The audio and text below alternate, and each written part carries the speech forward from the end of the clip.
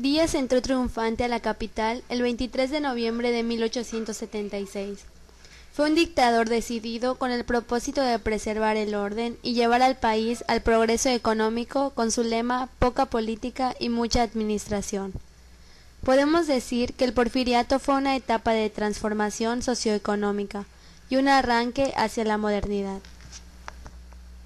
En el ámbito político, Díaz aplicó la llamada política de conciliación, que consistía en complacer a sus adversarios antes que a sus amigos. Constituyó la piedra angular de su ciencia de gobierno y fue también la base de la unidad nacional y de la paz social. Díaz integró su gabinete con lerdistas, iglesistas, gonzalistas e incluso algunos conservadores. La política de conciliación favoreció también al clero y se basaba en una interpretación flexible de las leyes de reforma. El conflicto entre el Estado y la Iglesia fue acallado, para ventaja del régimen y de Díaz. A medida que Porfirio Díaz envejecía, y con él la gerontocracia que le rodeaba, se planteaba con más urgencia el problema de la sucesión. Pero Díaz mantenía una vitalidad que parecía inquebrantable, y no tenía intenciones de abandonar el poder. A principios de 1899, Díaz comunicó a Limantur su decisión de no reelegirse para el siguiente periodo presidencial, y le expresó su deseo de apoyarlo para que fuera él quien ocupara la presidencia. Joaquín Baranda hizo ver al presidente que la candidatura de Limantur no satisfacía los requisitos constitucionales. Ante tal circunstancia, Díaz tuvo que aceptar la reelección para el periodo 1900-1904. Los miembros del Círculo Nacional Porfirista, en noviembre de 1908, postularon como candidato a Porfirio Díaz sin que éste estuviera de acuerdo, pero Díaz rechazó esa candidatura para favorecer nuevamente a Ramón Corral como su compañero de fórmula. En el ámbito social, en los últimos 10 años del porfiriato, cobró fuerza el movimiento obrero, debido al cansancio y la desesperación de los trabajadores. Los movimientos campesinos fueron promovidos por algunos grupos indígenas, y por supuesto, también hubo conflictos agrarios y rebeliones campesinas, pero no pasaron de ser levantamientos desorganizados. En las primeras décadas del siglo XIX, la península de Yucatán recibía sus principales ingresos de la exportación del palo de tinte, telas de algodón, azúcar y sal.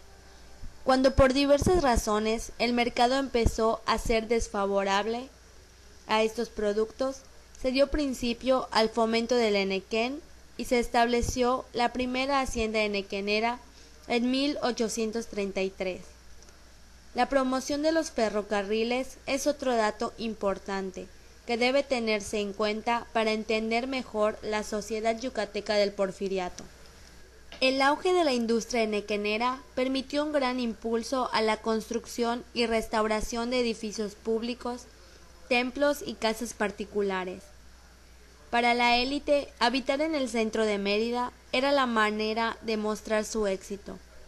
En este espacio, considerado el más urbano, se encontraban los institutos de educación, el teatro, el comercio y los servicios. En las dos últimas décadas del siglo aumentaron los exportadores de henequén, lo que propició una mayor presencia de Yucatán en el extranjero. Los viajes de los hacendados a diversas ciudades de Europa y Estados Unidos les permitieron descubrir una variedad de estilos de viviendas. El espacio urbano igual experimentó notables transformaciones. Un claro ejemplo es que en el año de 1888 se inaugura el Paseo de Montejo en Santa Ana y con ello un nuevo esquema de desarrollo urbano de carácter lineal, inspirado en los modelos europeos y metropolitanos en las grandes ciudades. En 1906, Olegario Molina informó que se habían terminado las obras del Paseo de Montejo. Molina invitó al presidente Porfirio Díaz a Yucatán del 5 al 9 de febrero de 1906, para que personalmente comprobara el progreso que había alcanzado el Estado.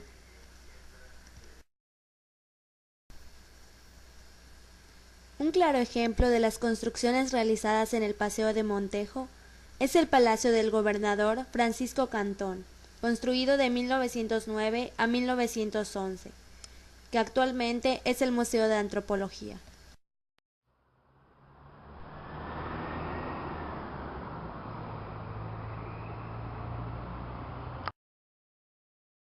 Residencia de los hermanos Cámara Zavala, construida en 1906 con estilo francés del siglo XVIII. La herrería de los balcones y puertas nos trasladan al viejo mundo, que tanto influyó en la sociedad de aquel momento.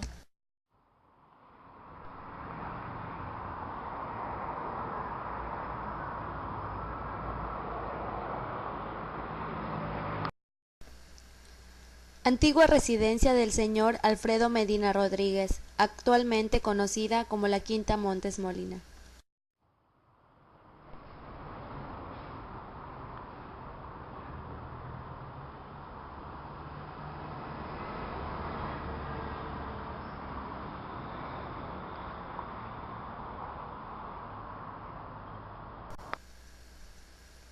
Primitiva fachada y local de corredores de madera de la que sigue siendo la escuela modelo.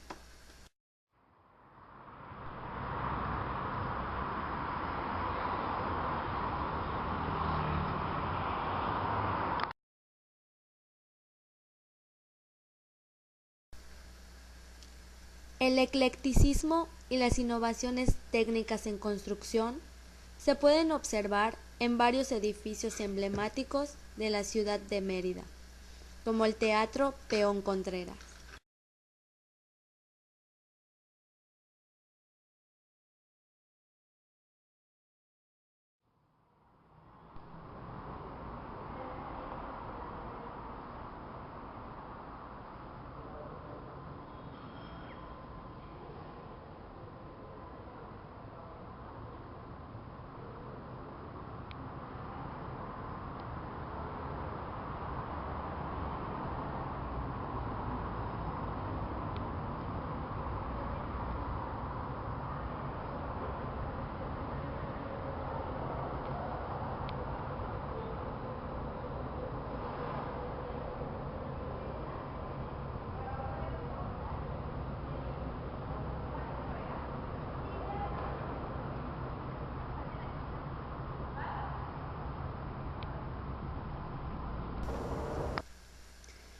Fue construido de 1900 a 1908, año en que fue inaugurado.